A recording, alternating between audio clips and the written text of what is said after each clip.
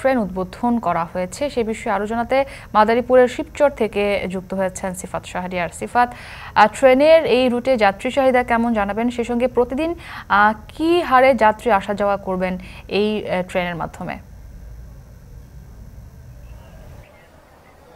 মুক্তি, প্রথমত এই যে রুটটি রয়েছে অর্থাৎ পদ্মা সেতু হওয়ার পরে যে ফরিদপুরের ভাঙা কিংবা রাজবাড়ী পর্যন্ত, ঢাকা থেকে এতদিন পদ্মা সেতু হওয়ার আগে এই পথটি ছিল না, অর্থাৎ এই ভাঙা থেকে যাওয়ার কোনো সুযোগই ছিল না।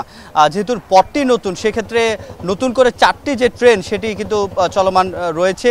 তারপরে আজকে 2টি ট্রেন চালু করে দেওয়া হয়েছে, আপনাকে সেটি দেখাচ্ছি। এই যে ট্রেনটির সামনে দাঁড়িয়ে আছি, এখানে ভাঙ্গা কমিউটার যে ট্রেনটি সেটি এখানে দাঁড়িয়ে আছে, যেটি এখন উদ্বোধন হয়ে গেছে। উদ্বোধনের পর এটি ভাঙা হয়ে একেবারে ঢাকা পর্যন্ত যাবে।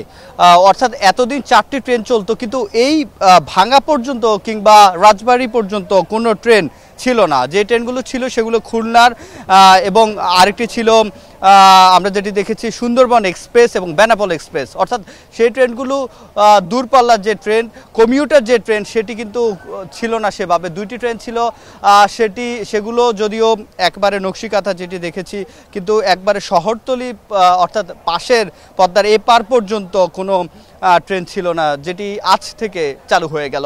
এবং সেই সাথে এই 2টি ট্রেন চালু হওয়ার মূল উদ্দেশ্য সেটি হচ্ছে অফিসগামী যে যাত্রীরা সকালবেলা যাতে ফরিদপুর মাদারীপুর থেকে ঢাকায় যেতে পারেন মুক্তি, এবং আবার বিকেলে অফিস শেষ করে যাতে ফিরে আসতে পারেন, সেজন্য মূলত তাদেরকে এই ট্রেন 2টি চালু করা হচ্ছে।